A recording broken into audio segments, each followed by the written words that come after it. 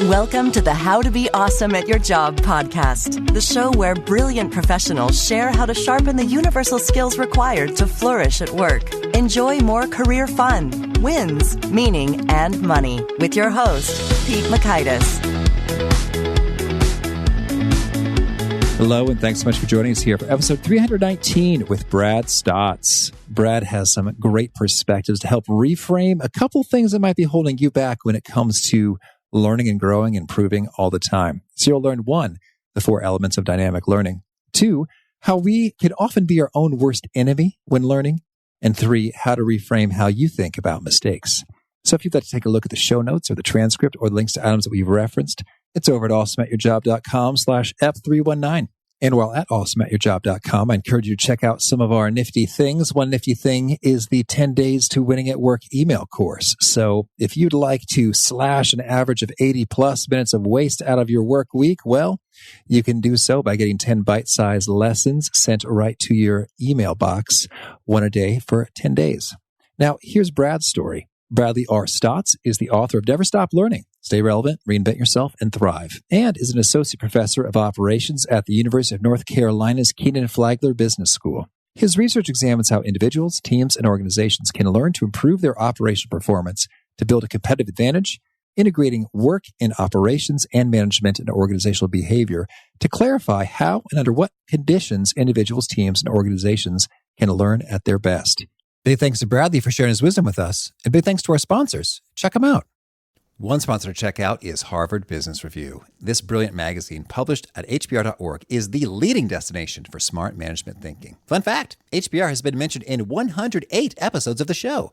That's because HBR has great stuff that comes up often. They've got explainer videos, podcasts, real-world case studies, and much more. I think of HBR each night that I put on my special orange glasses. Their article, Will Blue Light Glasses Improve Your Sleep?, revealed that those who wore them reported better sleep and a 7% improvement in work performance as compared to those who wore the sham glasses. So I cite HBR anytime anyone tells me that I look silly wearing them. Now, much of HBR's content is available for free when you sign up at their site. Subscriptions that get you unlimited content cost $10 a month. If you visit hbr.org/subscriptions and enter the promo code AWESOME, you can save 10% off of that subscription. Again, to save 10% off of your HBR subscription, go to www.hbr.org/subscriptions and enter the promo code AWESOME. And big thanks to our sponsor, Acorns. Acorns makes it easy to start automatically saving and investing for your future. You don't need a lot of money or expertise to invest with Acorns. In fact, you can get started with just your spare change. Acorns recommends an expert-built portfolio that fits you and your money goals, then automatically invests your money for you. NerdWallet.com, whom I love on these sorts of matters, gives Acorns a whopping 4.7 stars and says, quote, if you want to make the most of your spare change, there's no better place to do that than Acorns. Head to acorns.com/awesome or download the Acorns app to start saving and investing for your future today. And we got a legal disclaimer here. It may not be representative of all clients. Tier 1 compensation provided. Compensation provides an incentive to positively promote Acorns. View important disclosures at acorns.com/awesome. Investing involves risk, including the loss of principal. Please consider your objectives, risk tolerance, and Acorns' fees before investing. Acorns Advisors LLC, Acorns, is an SEC-registered investment advisor. Brokerage services are provided to clients of Acorns by Acorns Securities LLC, member FINRA/SIPC. For more information, visit acorns.com. Here is Brad. Brad, thanks so much for joining us here on the How to Be Awesome at Your Job podcast. Awesome. Thanks so much for having me as well. Excited to be here today. Oh, I am too. And I wanted to start by hearing a little bit about learning in a different environment. I understand that you spend a good bit of time coaching baseball teams for your kids and others. So how's that? And what's that teach you about learning? Yeah, it's been a great experience. So I have 3 sons who are 13, 11, and 9 now. And so a good way to spend time with them is out on the baseball field. And I think baseball is a game, and probably coaching even more fundamentally is an action that are both fantastic for learning. I think the biggest thing for me is really around the process.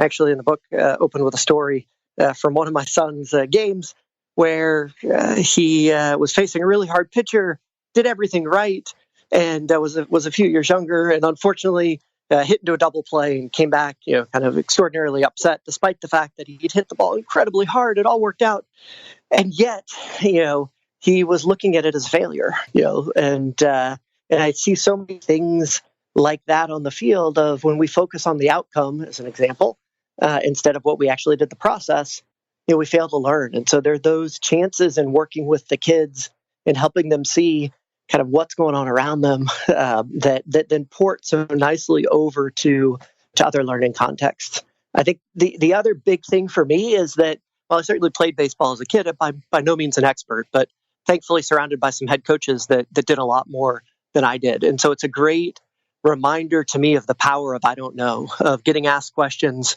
that, I could speculate as a coach. I could give them an answer that they might nod their heads and believe at, but I realize there are other people that are more qualified.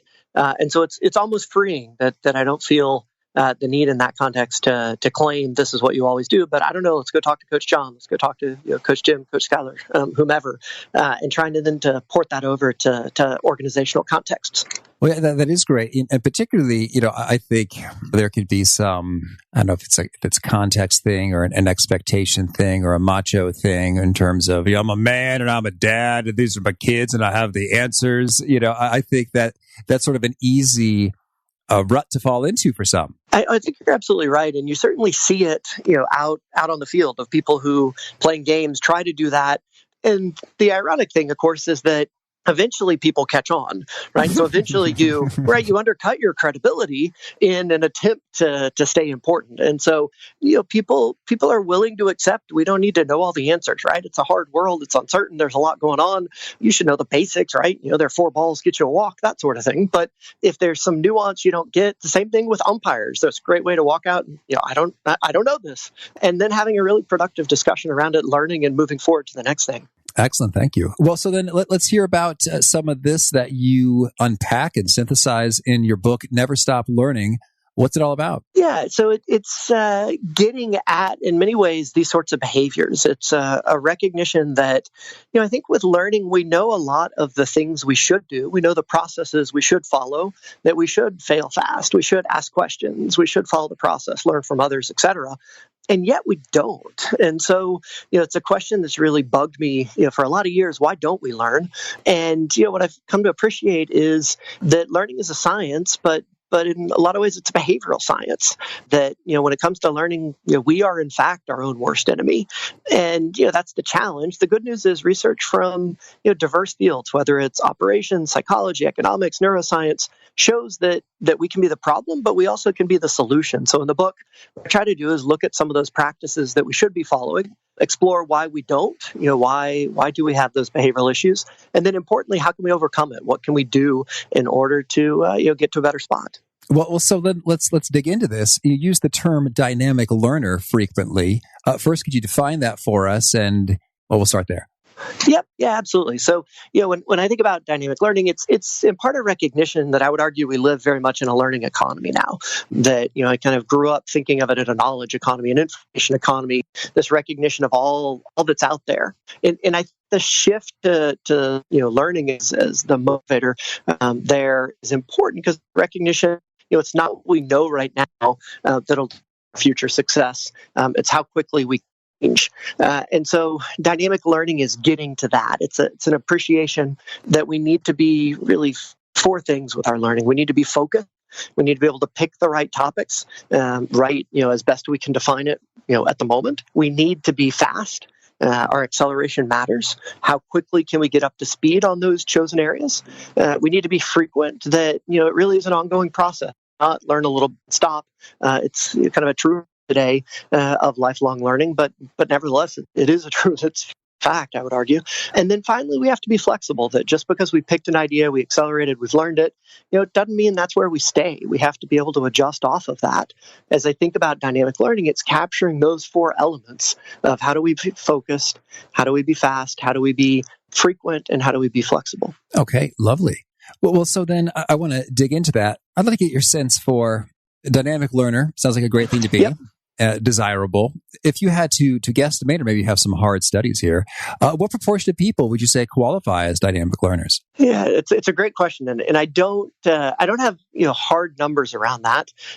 I think I would probably twist the question around a little bit and highlight what I think the literature shows us is that effectively none of us are dynamic learners all of the time, but basically all of us have the potential to do it. That as part of the premise of the book, and certainly it's somewhat introspective for myself with the book, of as a quote unquote learning expert, I still feel and see myself fall short on these dimensions. I've yet to kind of see someone who always does these things right. At the same time, research is really compelling in that you can teach an old dog new tricks. The dog just has to want to learn. And so I think that's kind of the encouraging message of broader research and certainly the book as well. Okay. Well, so then along those lines, you've said elsewhere, I saw it on your Twitter, that most of us are actually pretty bad at learning. Can you unpack that a little bit and share sort of what's the big evidence that points to that assertion? Yeah, no. So, I mean, I think it gets back to this behavioral challenge that, so often we, feel the need to go down a certain path when it's actually fairly problematic. And so, lots of examples, jump to mind. I think, the sports world often provides easy one that folks would know. So you can think about something like if you follow the NBA, Sam Hinkie from the Philadelphia 76ers, and the idea of trust the process has been pounded, over again and again with this idea that, it's hard to win in the NBA. So you take an approach, you make measured bets, you play the probabilities, and in the long run, it'll work out. As a part of that, it was a bunch of losing up front in order to get high draft picks and trade away talent to, assemble future resources. And if you look from 2013 when he was hired to 2018 this year, Sixers made a playoff run. They're kind of rated number 4, I think, by ESPN on their power rankings looking to the future. But a couple of years ago, he was effectively pushed out of the organization while he took this, process focus, thinking about, we're getting to that, future outcomes. At the end of the day, ownership, decided enough was enough.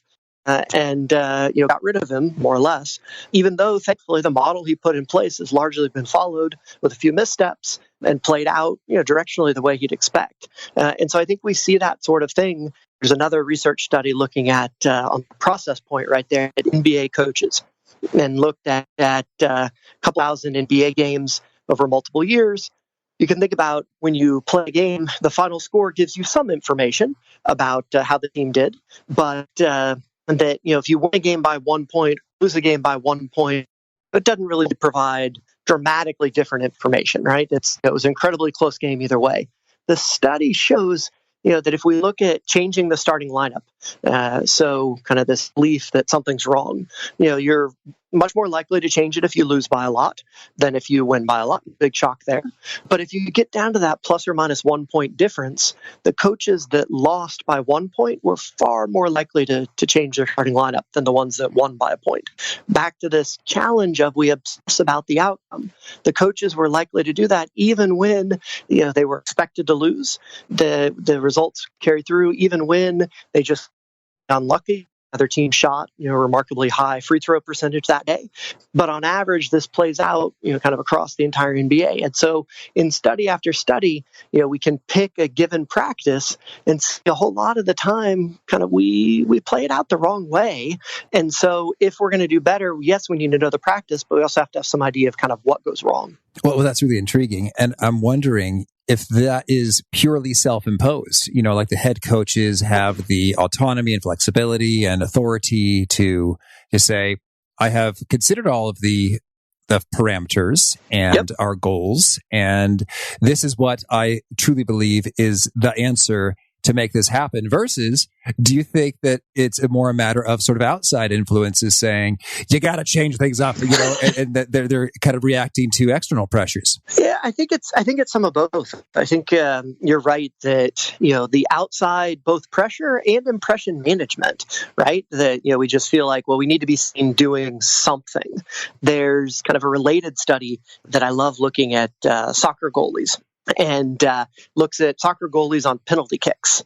And so I'll get the numbers slightly wrong, but basically about in this study, these were professional goalies, like 94% of the time, the goalies dove to the left or the right? Player gets ready to kick it. They make their decision. They dive one way and then, right, most of the time don't stop it, but occasionally do.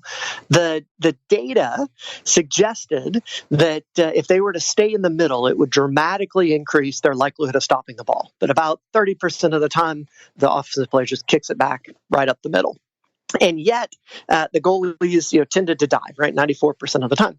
And so the researchers went back and they asked the goalies, hey, here's this information, why don't you stay in the middle? And their response was basically along the lines of, well, I'd really regret it if I stayed in the middle and a goal was scored. But if I dive the wrong way, I have a face full of dirt, I can feel like I have done everything. And so I think there are times that even when it's counterproductive, right, we want to be seen doing something just so we can feel good about it, even if it turns out with, stepping back and looking at the big picture, it was the wrong thing. That is interesting. And the same thing with the fans too, like Yep. if you stay in the middle and then a goal is scored, it's like, that lazy goalkeeper, what is he doing? What the hell? Why didn't he try something, right? I could stand in the middle. I mean, wow. Yeah, that really, that's worth chewing on for a little while in terms of, my own life, business, work. What are those instances in which we're, metaphorically diving instead of staying in the middle when that's appropriate? So I imagine you already have some ideas. So I'll let you unpack a few of them. Yeah, no, absolutely. And I mean, I think a lot of it is sometimes slowing down to go fast. That we can look at some of the different things.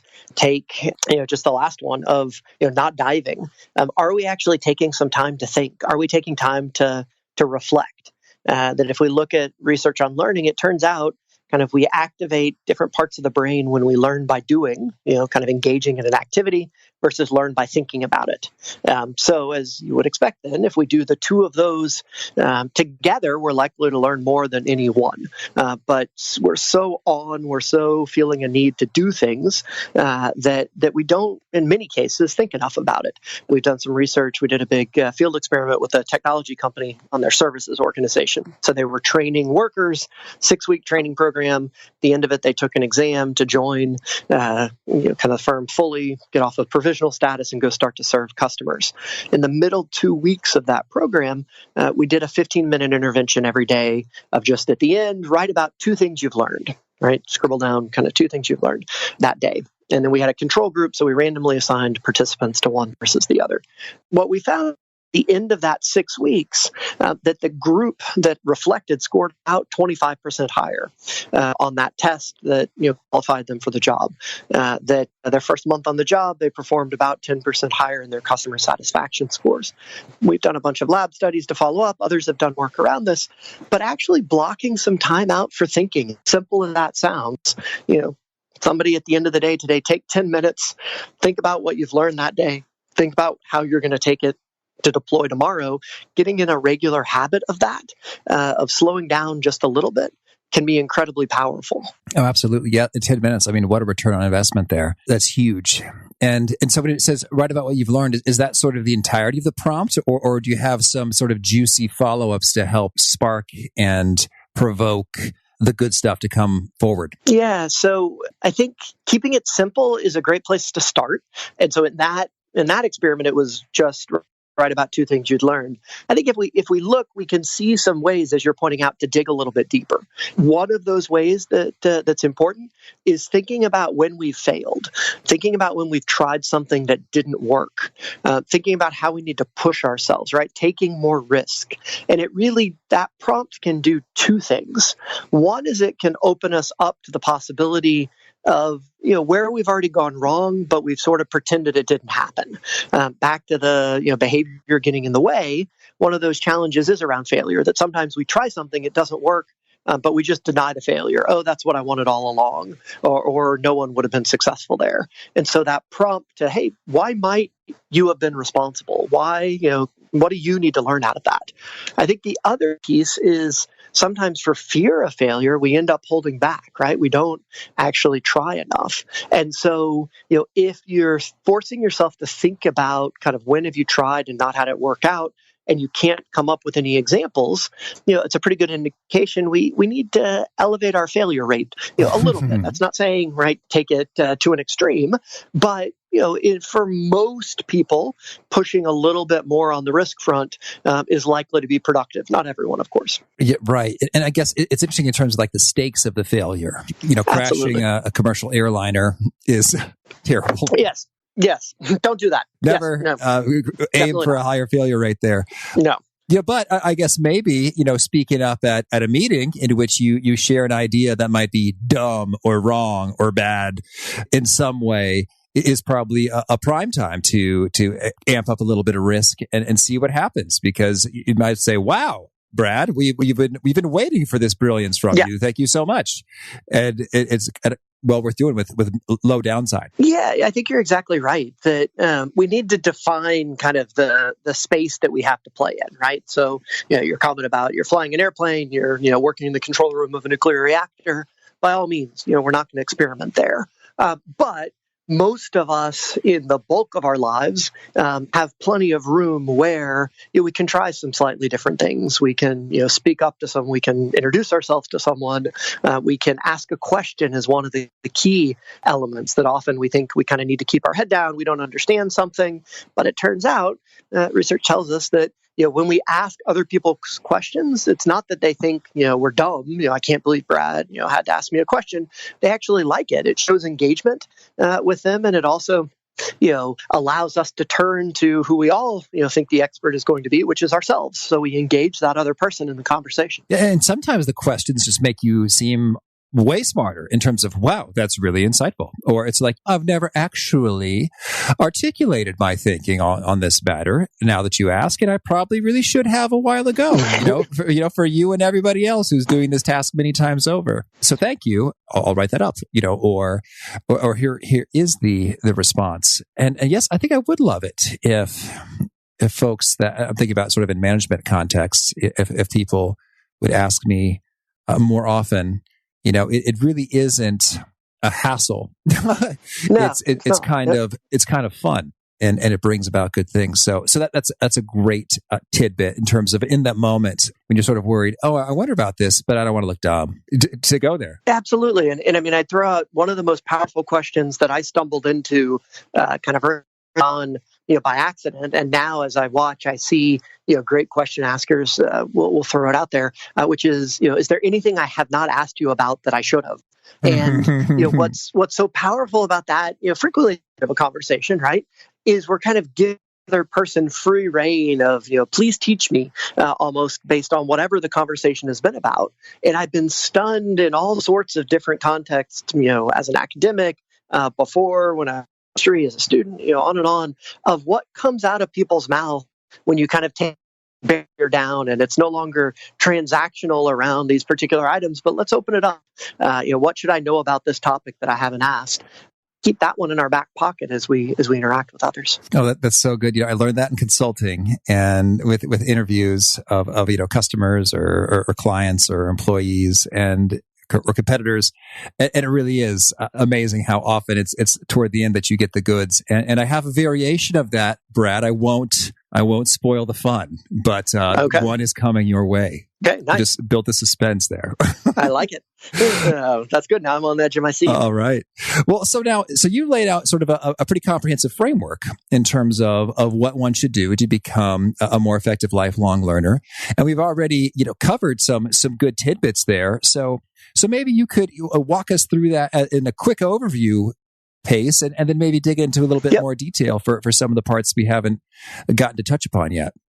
Yeah, absolutely. So as you kindly pointed out, in the book, I lay out kind of 8 different elements of, things we should do for learning, but we don't. And so kind of why is that? And so, we've hit on a number of them, things like valuing failure. That's kind of learning 101 advice. And yet, I've really yet to work with a company that when we talk about that, kind of, nods to me, oh yeah, we've got that one covered here. No need to discuss, move along. And so there's some real challenges there. The second one is around focusing on the process, as we kind of were discussing around the baseball, coaching example, that, we get so obsessed about the outcome that we don't really dig into, the process and keep our attention there. Third is, this point around asking questions, that we end up being kind of so active. We feel the need to check a box, to do something, when often, that pullback, ask a question, and then get going slow to go fast is, incredibly valuable. The fourth is around the need for reflection and recharging, kind of contemplation, that we live in a world of action. There's been interesting research highlighting about, kind of in the U.S. at least, doing things that show you're busy, that if I show you kind of on a Bluetooth headset suggesting you're rushing around versus a corded phone, or that you order groceries online versus at a store, that give you higher status in some interesting experiments. And I didn't know that gave me higher status, ordering groceries. Exactly. I thought that made me lazy that I ordered groceries. Well, I did too, right? Interestingly, the study looked at Italy, and you did not get the same status there. Oh, I bet.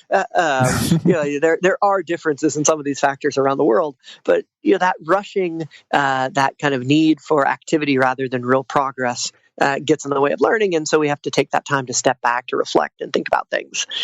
A couple that we haven't talked as much about are around really being ourselves. So kind of, to a pair of being yourself as opposed to fitting in, and really playing to strengths, not weaknesses.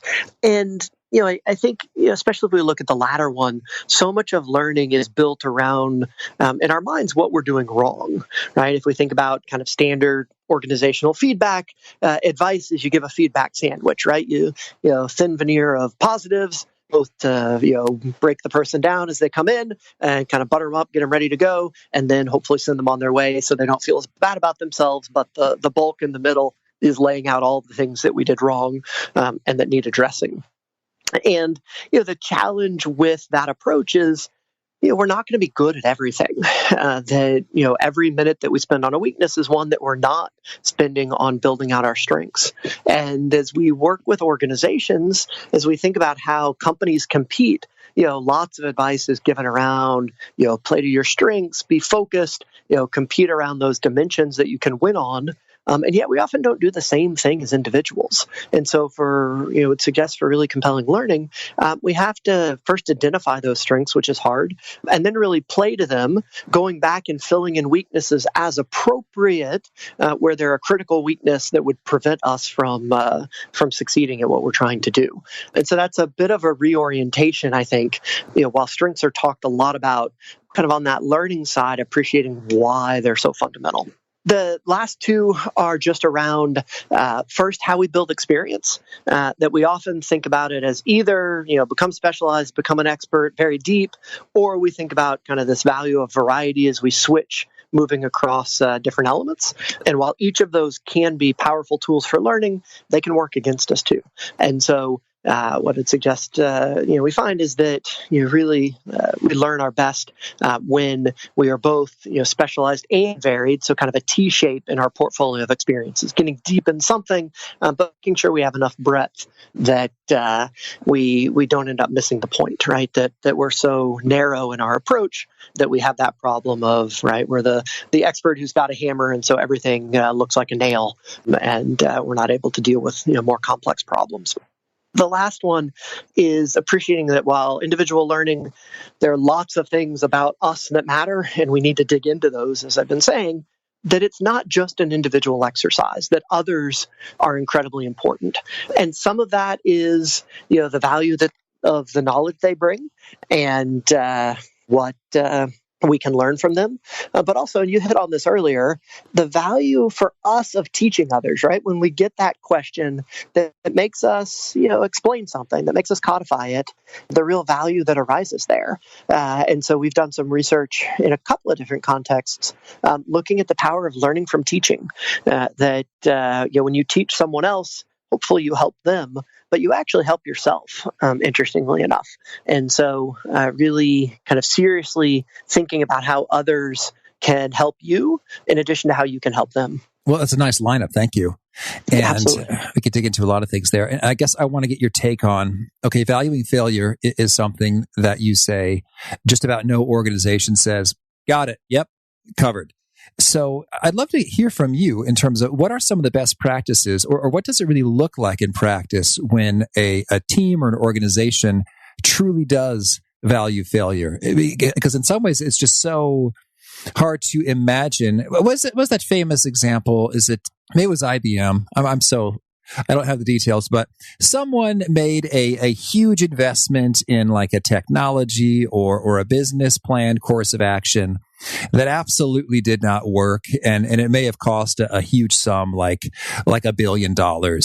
And so the executive was ready to tender his resignation, but the CEO famously said, I refuse to accept this. We just invested $1 billion in your education, and we're not about to let go of you. And so that's a nice little reframe, like, oh, how kind and how sensible to think about it in that way.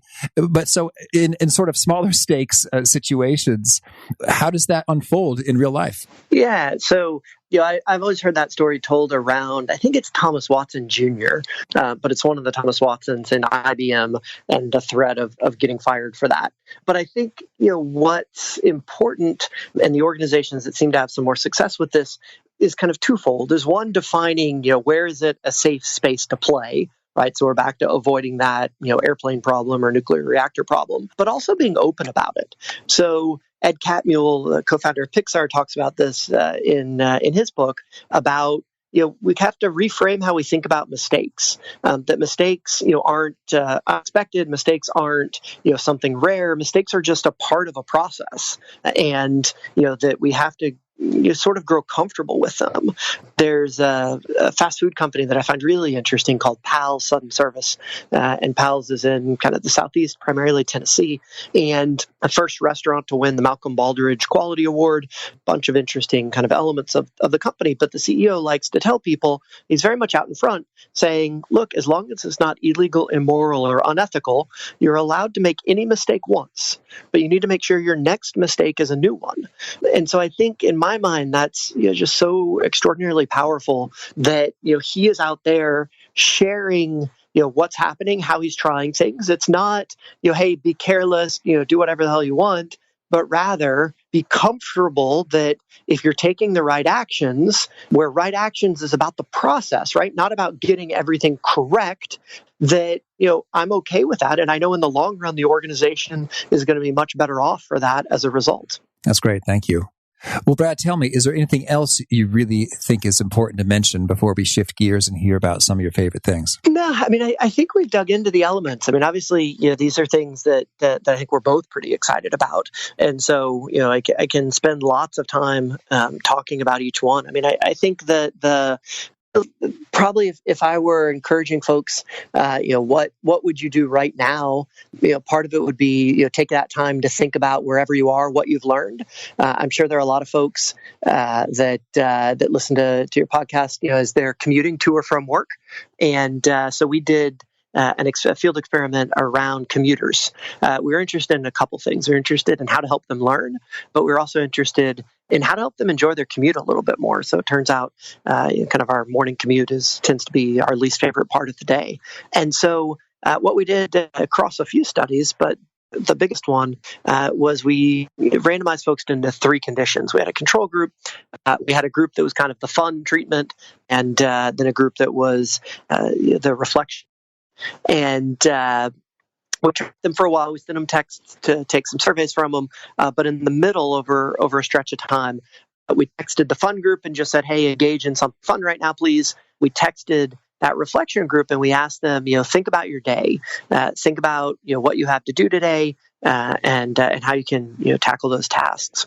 And again, we followed them over an extended period of time. And what we found is those folks that we nudged to think about their day, to think about learning, that, interestingly, they were happier, they were more engaged at work, They reported higher performance, and they reported enjoying their commute more. And so, I think some of these processes are hard to get us going in the right direction sometimes. But as we can build out those habits, we really can help ourselves in some neat ways. That is intriguing. So the text nudge occurred during the commute time? It did. Yep. So they shared with us kind of when they were commuting, and so then we would text them at the start of the commute or early on in their commute. So you were engaged in texting while driving?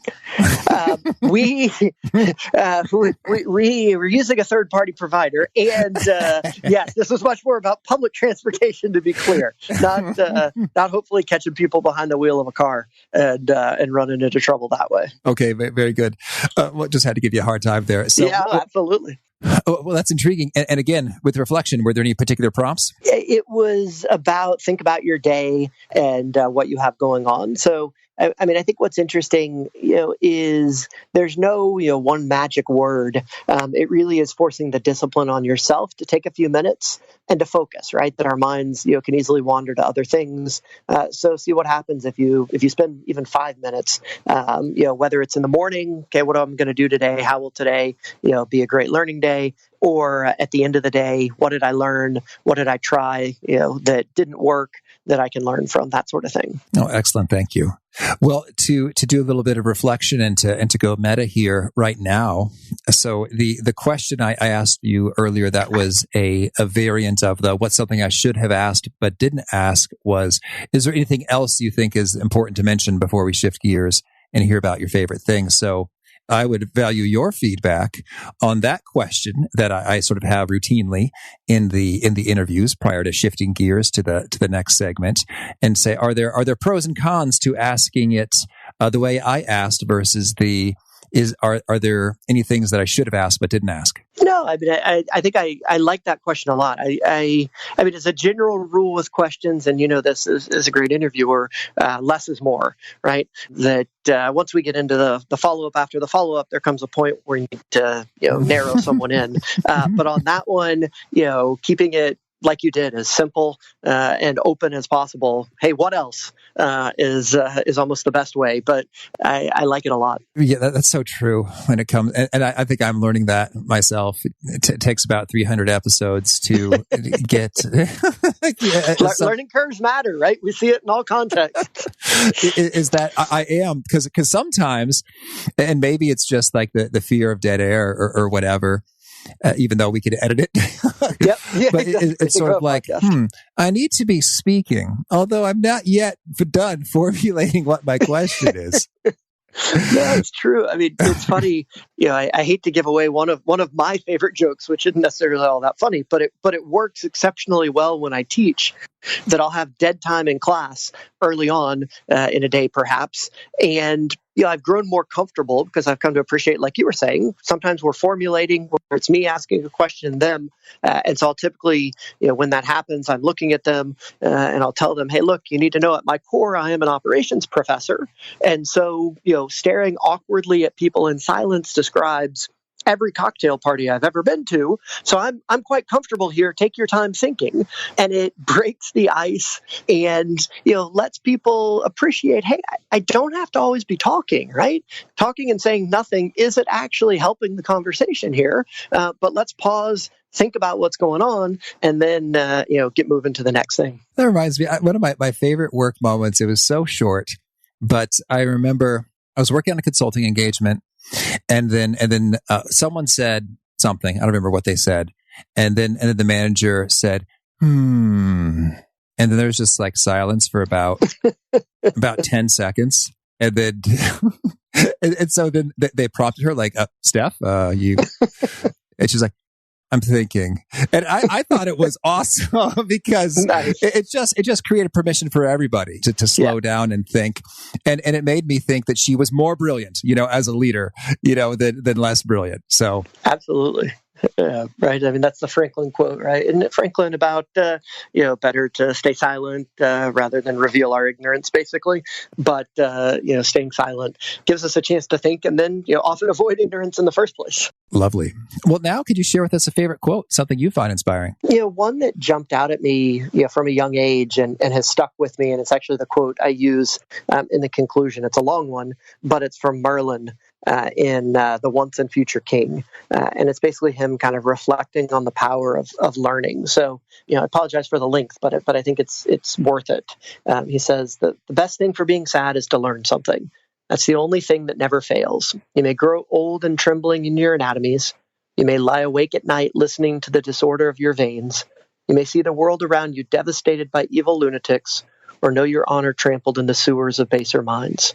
There's only one thing for it then, to learn. Learn why the world wags and what wags it.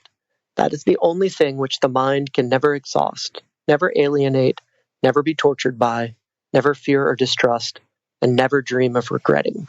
Learning is the thing for you. All right. Thank you. Absolutely. Thank you. And we talked about a couple studies and experiments, but any other pieces of research that are among your faves? Yeah. So one, I think it was the one that was probably, the most pleasantly surprising to me that it worked, frankly. And I joke about this with Francesca Gino at Harvard and Dan Cable, who's at London Business School now, although all three of us were at University of North Carolina at the time. I had been spending the day in India, where I do a fair bit of research, with a chief quality officer, a gentleman by the name of Devinder Malhotra. And at the end of the day, we'd been talking about learning and this and that. I asked him the same question: did he have any questions for me?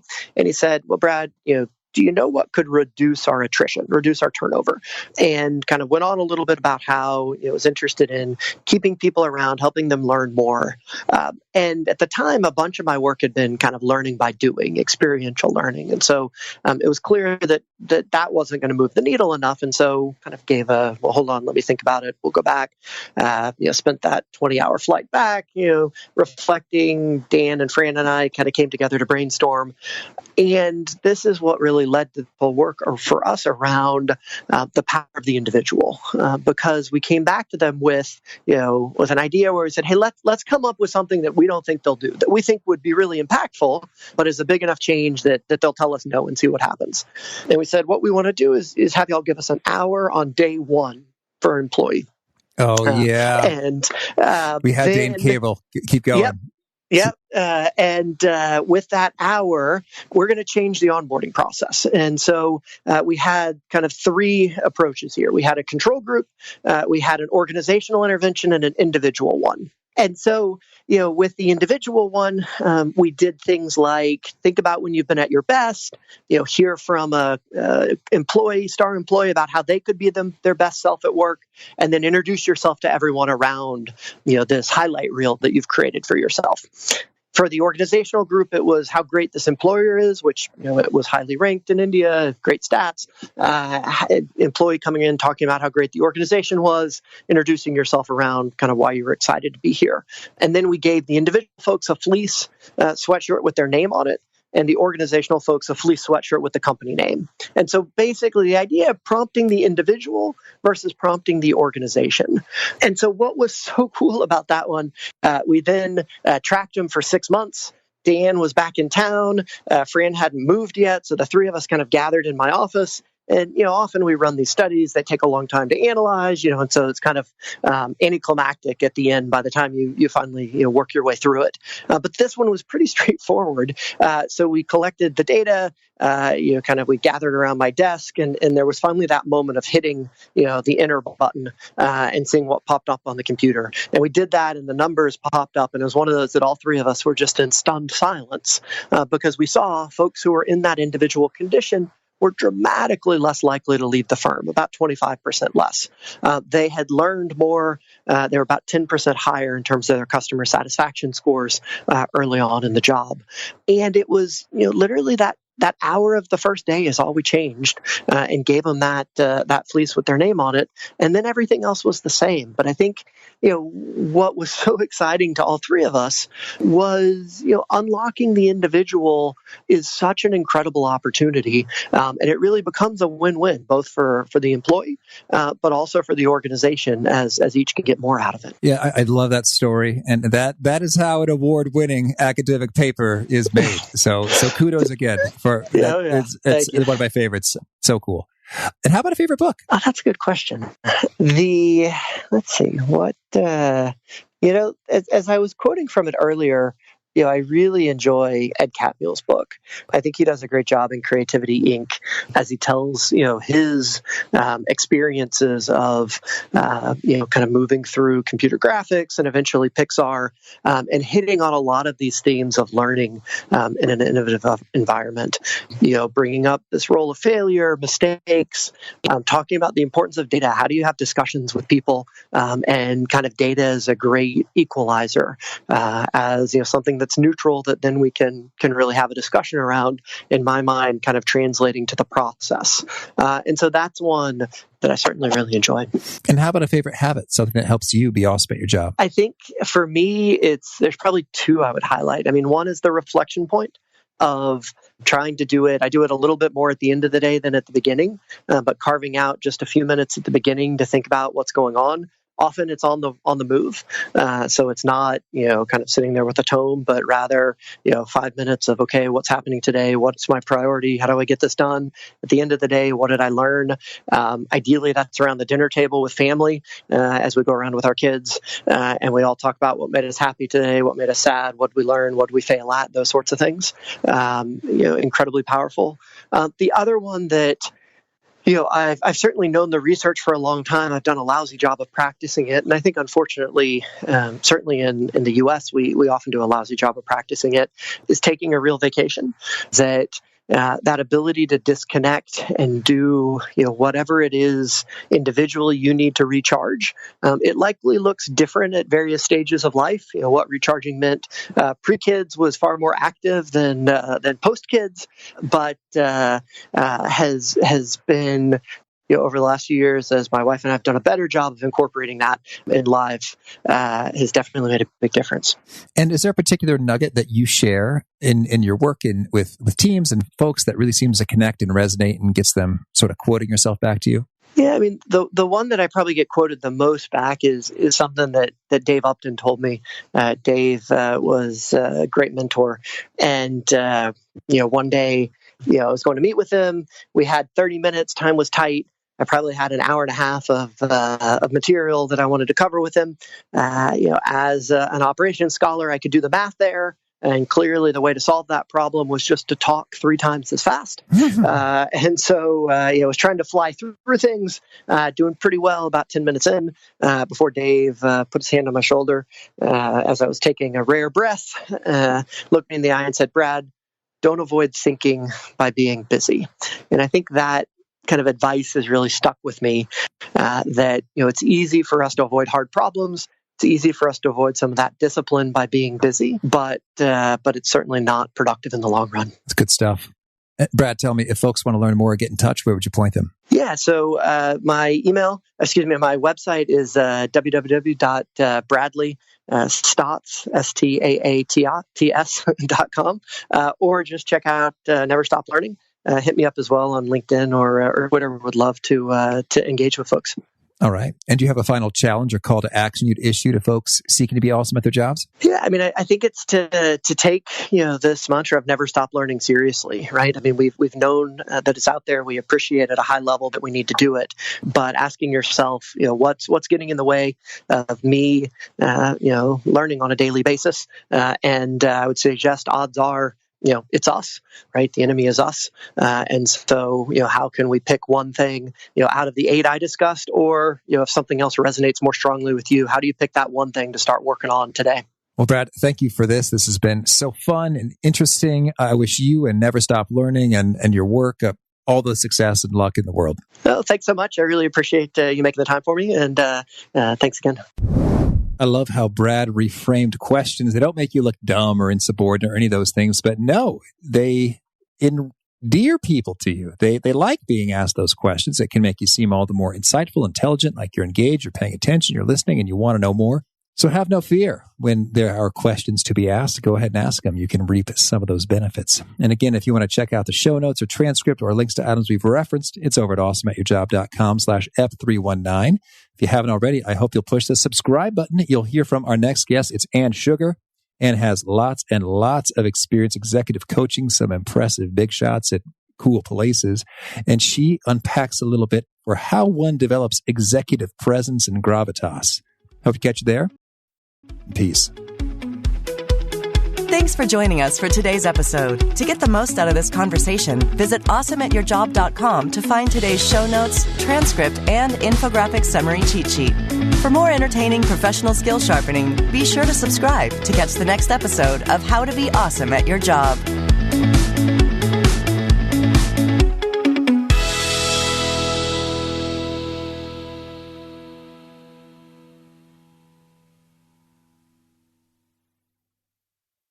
One, two, three, four.